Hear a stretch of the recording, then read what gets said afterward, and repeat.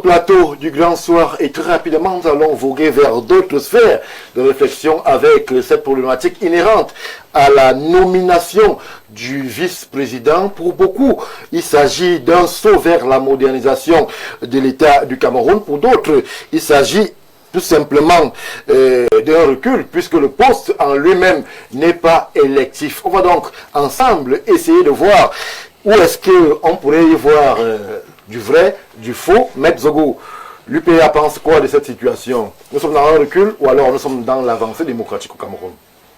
Nous ne sommes ni dans l'un ni dans l'autre. Et comme le docteur Badjek a dit tout à l'heure d'entrée de jeu, le sujet devient déjà redondant. Et il devient redondant parce que il y a aussi quelque part une sorte d'attentisme qui s'est emparé des institutions camerounaises. Et malheureusement, celui qui est chargé de mettre un terme à cette sorte d'attentisme, le président de la République, prend son temps. Et ce temps qu'il prend dessert le Cameroun.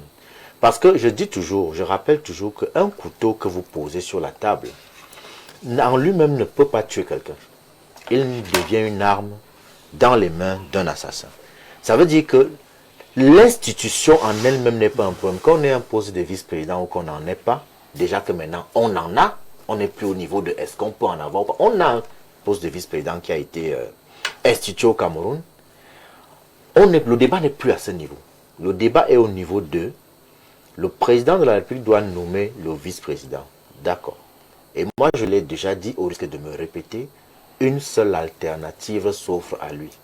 Il a le choix entre la continuité et la rupture. Et la continuité va se faire s'il fait un choix patrimonial. Tous les débats alambiqués que vous écoutez autour d'une... Beaucoup font parler la famille. D'une histoire de... Il devrait nommer un de ses fils. Le Cameroun leur appartient. Ou c'est vraiment un bien commun.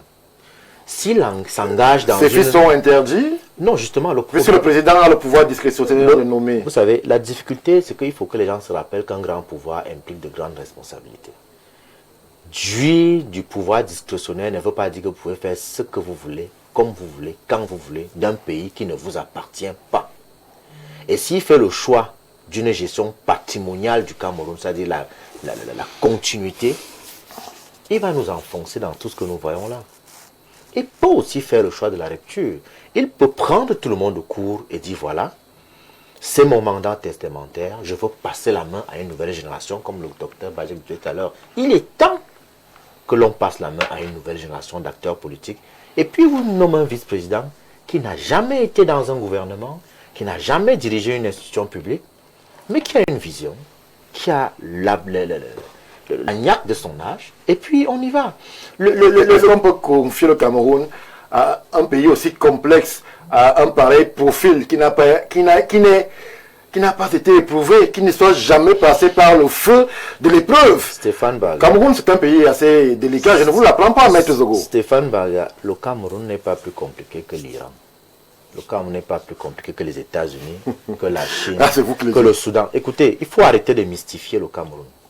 Il faut arrêter de donner l'impression aux Camerounais que pour le diriger, il faut avoir 3 testicules, 5 seins. Il faut arrêter ça. Moi, je peux diriger le Cameroun. Vous comprenez?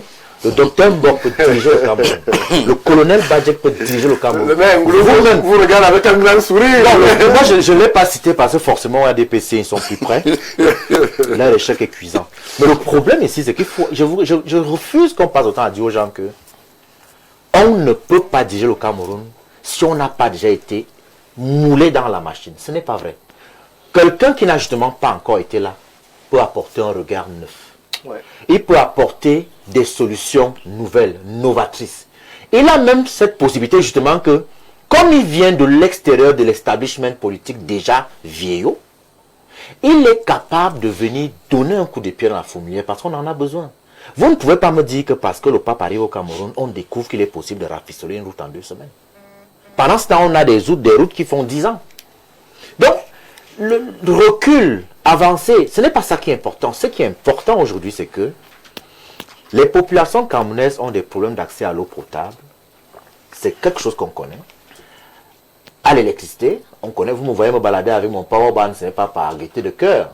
parce qu'on coupe tellement le courant que je suis obligé, au regard de l'importance de mes téléphones, d'avoir un powerbank. On a juste besoin que le président de la République nomme quelqu'un qui est capable, reconnaisse que pas seulement son nom. Quand on va dire c'est tel, on saura qu'on est dans la continuité ou on est dans la rupture. Et là, on saura effectivement s'il veut que l'histoire retienne de lui, qui nous a apporté la démocratie et le progrès, ou alors que, in fine, il a juste choisi de préserver les intérêts de son clan et de sa famille au détriment de l'intérêt supérieur du Cameroun. Merci, Maître Zogo. Alors, Monsieur le maire Ngoulou, c'est vrai que Maître Zogo déclare pouvoir diriger le Cameroun. Moi, je vous pose la question. Que je lui souhaite. Je vous pose la question de savoir, lorsque justement l'on perçoit, lorsque l'on capte, lorsqu'on est au contact, lorsque l'on ressent la température politique du Cameroun à l'heure actuelle, à l'heure où nous parlons, est-ce que le président Paul Biya n'a pas en cette nomination, en ce choix de profil, en cette question de la vice-présidence, l'un des plus gros challenges justement de son magistère? À qui est-ce qu'il va confier justement cette responsabilité-là? Les Camerounais attendent. Ben, écoutez Stéphane, il y a beaucoup de spéculations. Moi je trouve que les Camerounais spéculent beaucoup et qu'ils sont plus pressés que la Ce n'est pas de leur droit, lorsque le pays est dans une effervescence pareille, que les Camerounais citoyens soient impatients justement de connaître à qui est-ce que le président Biya va accorder le strapontin. Il devrait l'être si et seulement si le président ne fait pas des choses, je pense même avec plus de célérité que d'habitude. Il a promulgué la loi. Oui. Combien de temps après? Le 16. Maintenant, quand on parle du poste de vice-président, c'est quelqu'un qui viendra grappiller en termes de mission de part et d'autre. Il faut donc refaire les organigrammes. Ne pensez pas qu'on va du jour au lendemain dire oui, il y a un vice-président. Il faut bien qu'il vienne s'intégrer dans la loi. Vous le dites même, la loi a été accélérée. En fait, la vitesse avec laquelle, et votre camarade Zengele même sans l'interroger, la vitesse avec laquelle la loi a été promulguée, si on va aussi vite pour la promulgation de la loi, pourquoi prendre encore autant de temps pour la nomination? Vous voyez donc pourquoi je parle de spéculation. Parce que tantôt, vous trouvez on est allé trop vite. Tantôt, vous vous impatientez. Je suis en train de vous dire, le poste de vice-président, ma foi, ne viendra pas créer un nouveau Cameroun. Le vice-président n'est pas le président. Le vice-président, j'ai envie de dire, c'est le second couteau. Il ne faudrait pas qu'on mette beaucoup d'espoir, ce qu'il ne faut même pas mettre dans ce poste-là. En fait, le Cameroun a trois pouvoirs, le pouvoir exécutif, judiciaire et parlementaire. Dans ces trois pouvoirs, nous avons un premier ministre, chef du gouvernement. Oui.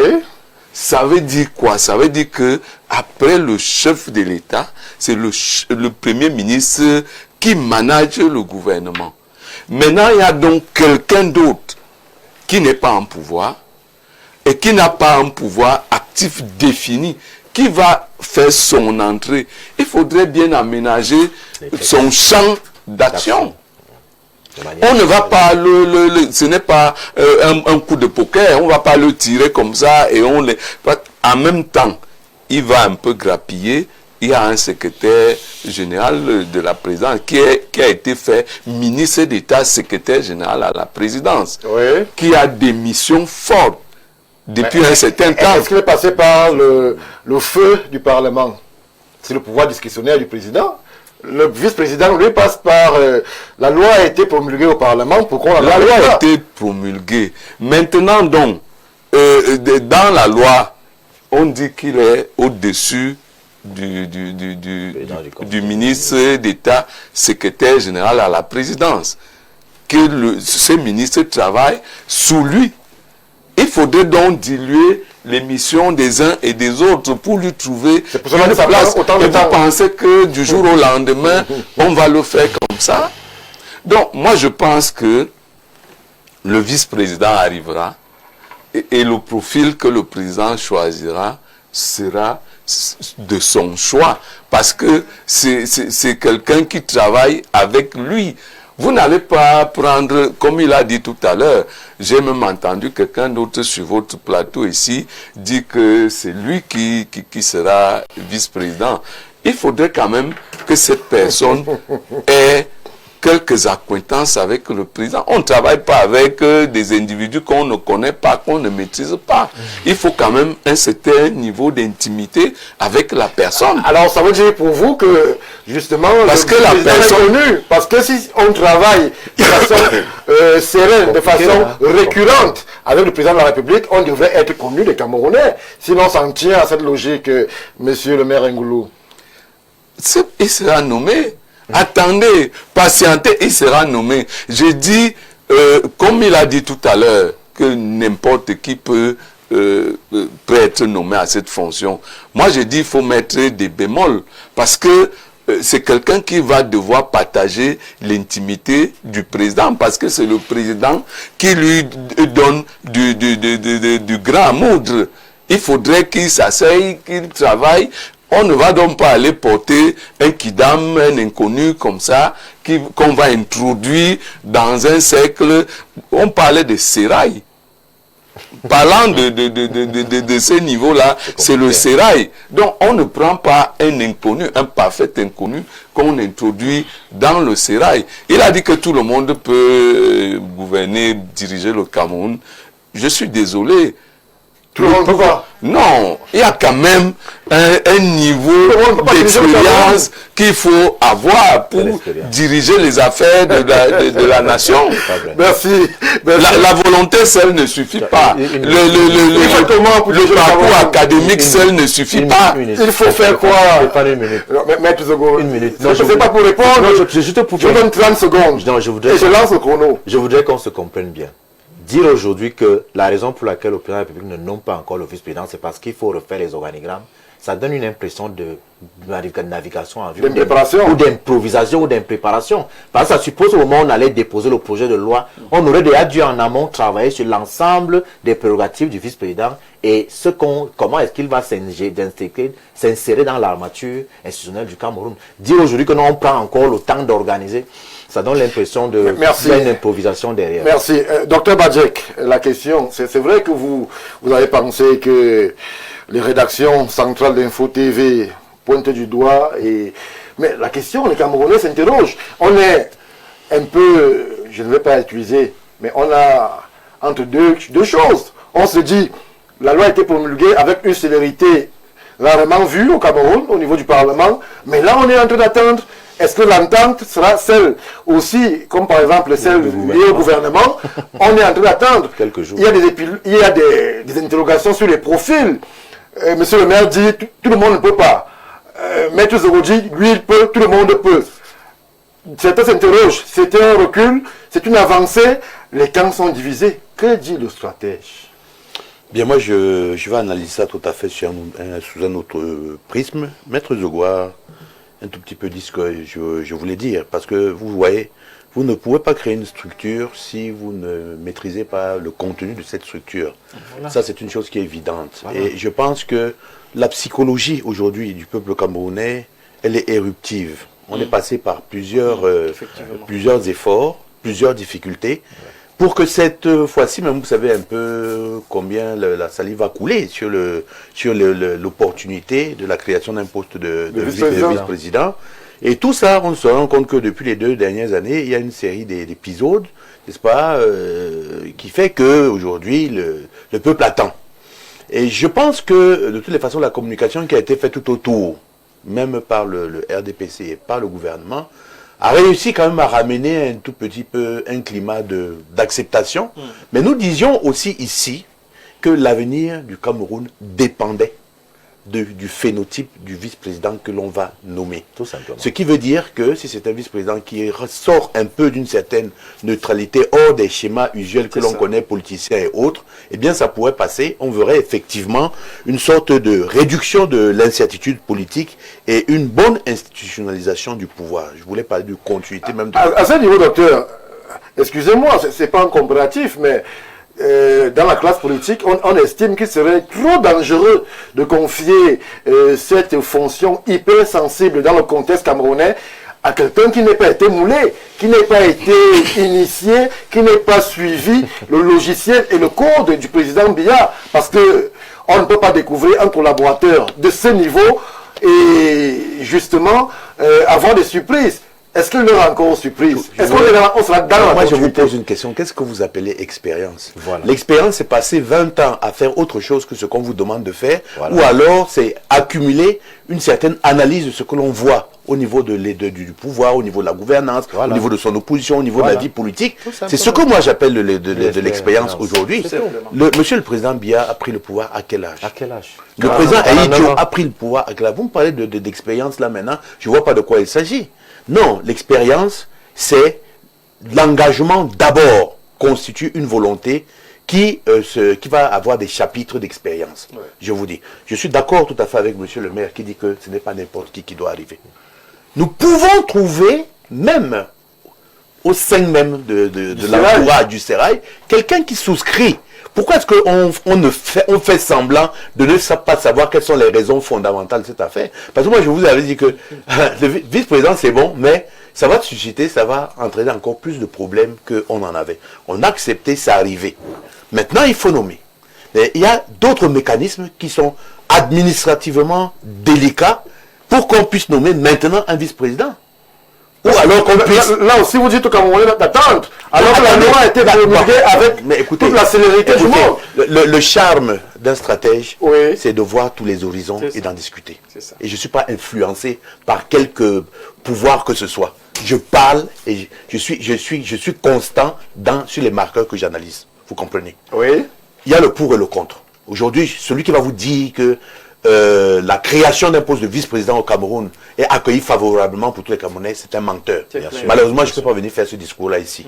Aujourd'hui, je suis plutôt de la réelle politique et un peu sur un concept constructiviste. D'accord? Moi, je construis, je regarde. Alors, je veux dire que c'est là. Et le wagon doit continuer. Il a déjà traversé la gare. Demain, il nous faut un vice-président. Il y a des avantages. Plus tôt on le nomme, ça va taire toutes les incertitudes aujourd'hui, et des gens qui disent qu'il y a une famille présidentielle qui devrait à tout prix être nommée, ainsi de suite, ainsi de suite. Voilà, ça va couper ça. Et ça, le pouvoir discrétionnaire du chef d'État fera que, quel que soit celui qui nommera, il sera nommé. Vous comprenez? Et la vie va continuer. Mais ce que moi je demanderais, c'est que cette personne puisse refléter le phénotype que l'on veut pour le moment. Quelqu'un qui soit... Qui veut? L'on. Le peuple. Est-ce que vous êtes sûr que vous avez le même niveau, justement, de contrainte que celui qui choisit? On a le peuple, on a le même niveau, mais on ne se plaint pas de la même manière. D'accord? Moi, lorsque j'ai faim, je ne dirais pas que j'ai faim. Hein? Mais l'autre, quand il a faim, c'est qu'il n'a pas d'alternative, il va pleurer au bord de la route, il va mendier. Donc, tout ça, la cause essentielle, l'élément essentiel, c'est la pauvreté, c'est la famine et tout. Oui. Non, ce qu'il faut dire, n'est-ce pas? Il ne faudrait pas que, lorsqu'on fait une analyse politique, il faudrait être froid. Nous voulons tous le bien de notre pays aujourd'hui. Le vice-président, il sera là pour des raisons. Et si jamais il ne le nomme pas tôt, vous ne pourrez pas faire autrement que d'accepter le tempo du président. Mais je vais vous dire que les élections, même le remaniement que vous demandez, je vous donne juste un exemple simple. Vous remaniez, maintenant, moi je disais la semaine dernière qu'il fallait que le remaniement arrive, mais quand on regarde techniquement, ça peut être difficile. Nous sommes à 4-5 mois, on va dire 7 mois, 8 mois de l'élection législative. Oui. Vous nommez maintenant un ministre qui, dans son département, a perdu les élections. Vous faites ça comment? A perdu les élections législatives. Or, avec le nouveau découpage, le nouveau découpage administratif, législatif et tout le reste, on sait quels sont les éléments qui portent pour notre politique. Et on refait donc un gouvernement en conséquence. D'accord? Donc ça peut être une raison des tout prochains jours. Hein, du renvoi peut-être de cette échéance-là. D'accord? Ça peut s'expliquer comme ça. Sinon, pourquoi ça ne se passe pas? Mais je dois dire, ne dites plus jamais que on ne sait pas, on n'a pas encore la structure de la vice-présidence, ce qu'il va faire. Ça veut dire que ça, il ne faut même pas le dire en politique, c'est un échec. Merci. Ouais, ce qu'il faudrait dire, je sais qu'il y a une structuration, Pourquoi? Parce que vous allez discuter à l'Assemblée, vous avez le projet, vous le défendez. Pourquoi je veux un vice-président? Parce que, il aura telle attribution, telle attribution, telle attribution. Le chef de l'État le sait déjà, il a suffisamment de conseillers. S'il ne sait pas, c'est que ses conseillers ne font pas leur travail. Merci, Dr Badjek. Parole forte. S'il ne sait pas, les conseillers ne font pas le boulot. Jean-Maurice Mbok, il nous reste 3 minutes. Vice-présidence, beaucoup d'interrogations, beaucoup de suspicions, avancées, recul. Mais la réalité est là. Il faut un vice-président, mais on ne connaît pas le timing. Alors, les Camerounais se sont exprimés en mettant sur la table leurs besoins. Oui. Et leurs besoins sont connus. Et j'en veux pour preuve le discours du 6 novembre. Comme le 6 novembre a reconnu que les gens ont faim, que les gens ont soif, les jeunes ont besoin d'emploi, les femmes ont besoin d'être portées à plus de responsabilités et politiques et sociales et autres, que le pays, dans la gouvernance, doit avoir une répartition excellente. Le pape est venu et il a rappelé avec beaucoup d'insistance qu'il faut mettre un terme à la gabegie, il faut mettre un terme à la malgouvernance, il faut mettre un terme à un ensemble de problèmes, sachant que l'Afrique regorge d'un potentiel énorme, oui. Et il faudra qu'on puisse le mettre en exergue pour ne plus continuer à nous plaindre. Parce qu'on s'est trop plaint que les Blancs viennent nous spolier, ils viennent pas. Mais maintenant, commencez donc à travailler vos propres choses chez vous. Voilà les problèmes des Camerounais. Le texte même dit que le président peut. Les gens aiment bavarder. Il peut ne même pas aussi. Il peut ne pas. Stéphane, je m'en fous. Je vous dis, mais en tout en majuscule. Tout simplement parce que ça ne résout pas les problèmes qui sont posés. Vice-président ou pas, on a élu quelqu'un qui a dit que je sais quels sont vos problèmes et je vais travailler à les résoudre. C'est tout. Il vous annonce un gouvernement... Pas de vice-présidence, c'est des incertitudes majuscules dans le fonctionnement du pays. Quelle incertitude? On a dit il peut. Stéphane, quelle incertitude puisqu'il gouverne depuis? Il ne vous a pas dit qu'il est handicapé, qu'il a une peine. Le pape est venu, on l'a vu, non? Bien sûr. Donc il ne faut pas que les gens continuent à fantasmer et essayer de se mettre une pression qui finit par devenir une oppression. C'est-à-dire que nous sommes dans un contexte où l'homme a été élu, c'est lui qui a prêté serment. Le vice-président va être quelqu'un qui va l'accompagner, qui pourra peut-être courir plus vite, aller à des endroits où lui ne veut pas aller, et tout ce que vous voulez, ce sera bien. Mais je dis que restons concentrés sur l'essentiel. C'est qu'on ne veut plus des histoires où l'image est en train de passer, ça se coupe et 2 DG rentrent sur le ring. On ne veut plus ça. On ne veut plus des histoires où haute instruction est montée et est descendue et finalement on ne s'en sort plus. On ne veut plus ça. On ne veut plus des histoires où on vient découvrir après 4 ans que quelqu'un a détourné 4 milliards, 20 milliards. On ne veut plus ça. On ne veut plus une affaire où on a annoncé 50 milliards pour les jeunes. On ne voit pas où c'est passé. On ne veut plus une histoire où nos enfants vont mourir à la mer, au désert. On veut qu'il y ait un cadre de vie. Merci. Non, le Cameroun. Donc pour ma part, c'est un faux débat.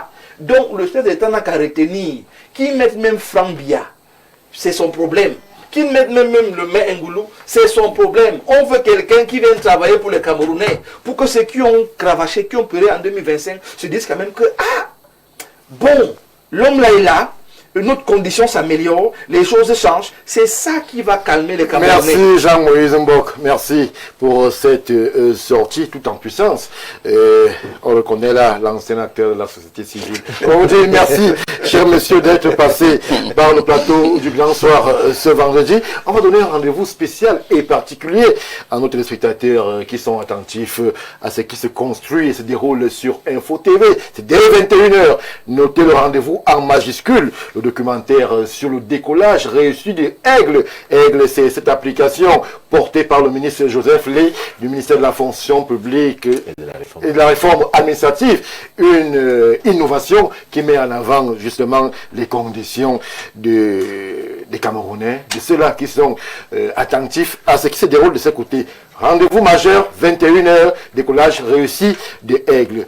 Vous ne bougez pas, puisque dans une huitaine de minutes, Mimi Tchobo sera là pour vous donner la quintessence, j'aime bien le dire, de l'information de cette journée sur Info TV, l'information du Cameroun, et même d'ailleurs en langue de Shakespeare. C'est dans 8 minutes et quelques secondes, 20h, Théophile Vianney Biya sera là aussi, lui aussi, pour l'information, cette fois-là en langue de Molière, puisque sur Info TV, nous faisons parler les langues. toutes les langues. Ne manquez pas vos rendez-vous particuliers, justement, du week-end, Libre Expression, ce grand débrief de l'actualité de la semaine, avec des invités, j'aime à le préciser, aussi triés sur le volet. Mesdames, Messieurs, bon début de week-end et bien le bonsoir.